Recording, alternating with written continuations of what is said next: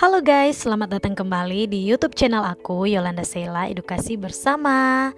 Nah, di video kali ini aku tertarik untuk mengajak teman-teman untuk belajar bersama tentang suku Chia-Chia dan aksara Korea atau Hangul.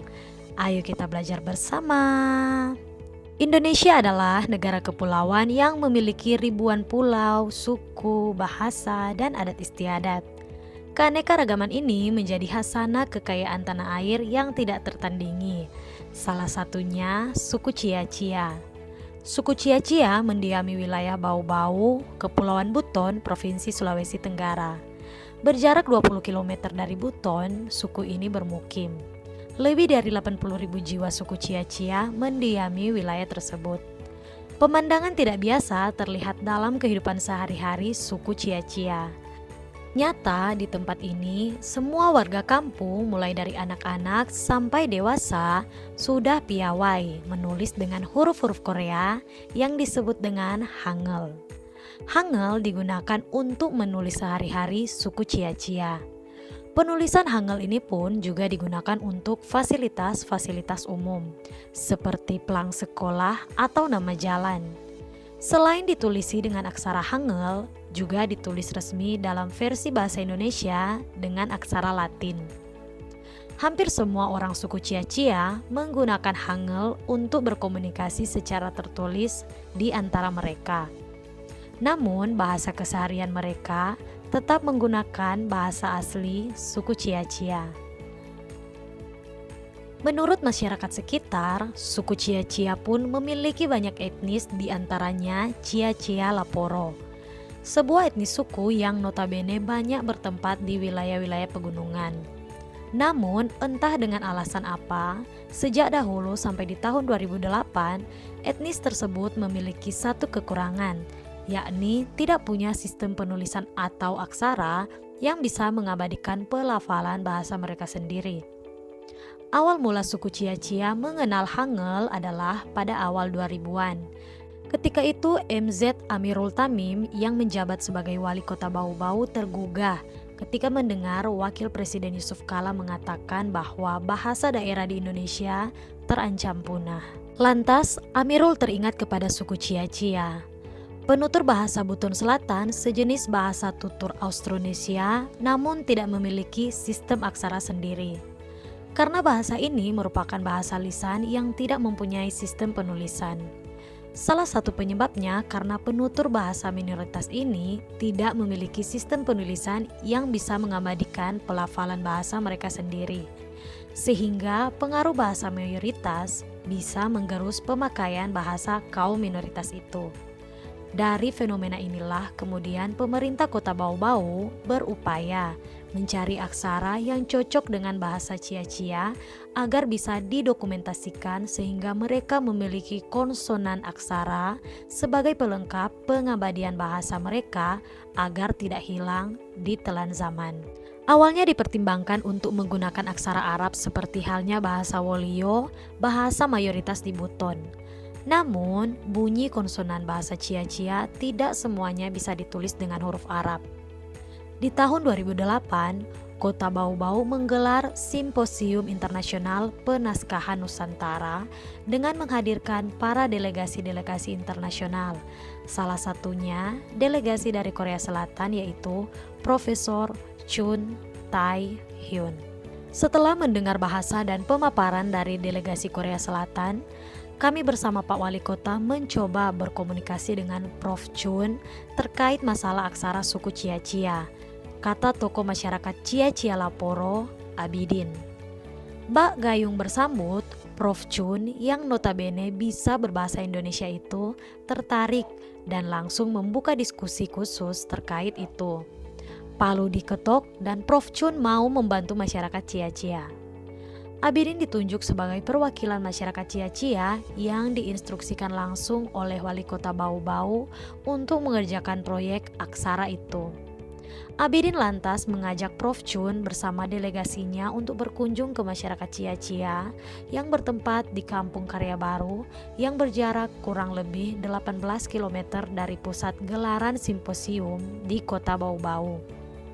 Delegasi Korea Selatan lantas melihat dan mempelajari struktur bahasa yang digunakan oleh masyarakat setempat. Setelah tinggal beberapa saat, Abidin bersama satu orang rekannya diajak pergi ke Korea Selatan untuk mengenyam pendidikan bahasa Korea sebagai sandungan awal untuk membuat aksara suku Cia-Cia. Mereka diamanatkan langsung oleh wali kota untuk sekolah bahasa di Korea Selatan. Dan Prof. Chun memilihkan mereka sebuah kampus yang pas, yakni Universitas Nasional Korea Selatan di Seoul, dan belajar bahasa selama 6 bulan. Setelah 6 bulan berada di Korea Selatan, Abidin sudah dinilai mampu dan memiliki bekal untuk membuat aksara Hangul. Kemudian ia kembali ke Indonesia bersama Prof. Chun dan beberapa orang perwakilan dari Korea Selatan yang akan membantunya mengajarkan penulisan aksara. Jadi, saya mulai mengajarkan setelah balik dari Korea pada bulan Mei tahun 2009. Setelah menimbang lebih matang, kami memilih pengajaran untuk aksara Hangul ini baik dilakukan di taraf kelas 4 SD. Maka kami memilih SD Karya Baru, papar Abidin. Namun, mendatangkan hal baru memang memiliki cukup rintangan. Ia mengaku bahwa awal mula mengajarkan aksara itu, pro kontra dari masyarakat terus berdatangan. Banyak masyarakat yang tidak mau belajar aksara itu dengan alasan bahwa itu adalah bahasa orang luar dan tidak cocok untuk diterapkan di karya baru. Jadi awalnya kami pendekatan.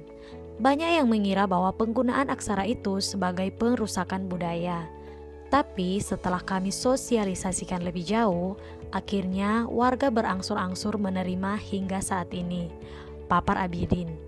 Selain mengajarkan di bangku pendidikan, Abidin juga mengajak masyarakat dan perangkat pemerintah sekitar untuk lebih mengenal aksara baru Cia-Cia dengan cara membuat tulisan-tulisan sebagai petunjuk seperti papan nama, jalan, pelang sekolah yang ditulisi menggunakan bahasa Indonesia dan aksara Hangul.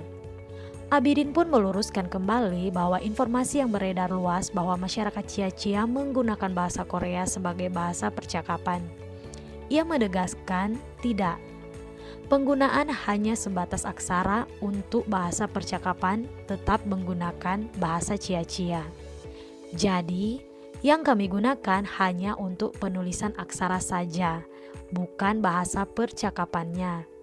Itu pun aksara yang digunakan hanya beberapa bagian dari aksara Korea dan yang sudah tidak digunakan lagi atau aksara zaman dahulu, paparnya.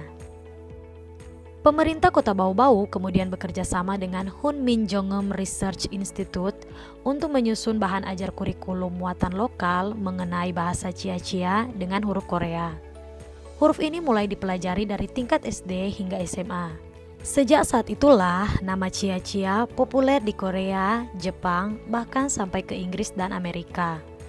Amirul sebagai wali kota Bau-Bau memaparkan, berkat aksara Hangul itu, kini telah dibuat naskah bahasa Cia-Cia dalam 3 terjemahan, yakni Indonesia, Inggris, dan Korea. Setelah semua usaha ini tercapai, Amirul yakin bahwa dengan adanya sistem penulisan ini, bahasa Cia-Cia akan tetap lestari.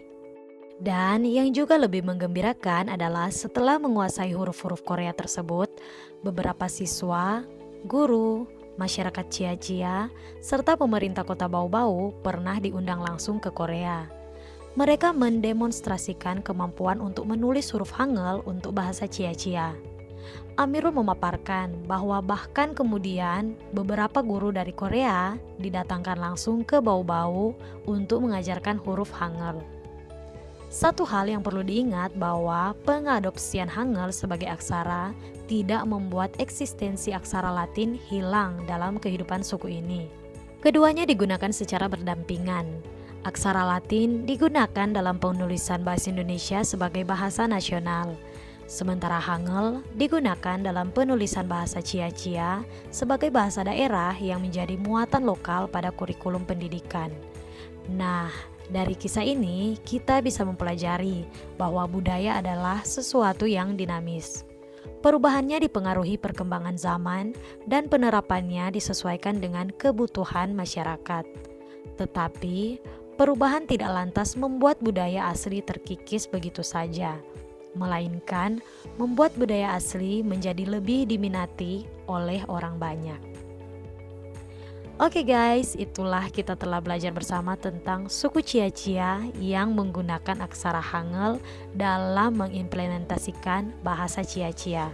Semoga video kali ini bisa mengedukasi kita semua ya. Mohon maaf jika terdapat kesalahan maupun kekeliruan dalam penyampaian informasi ini.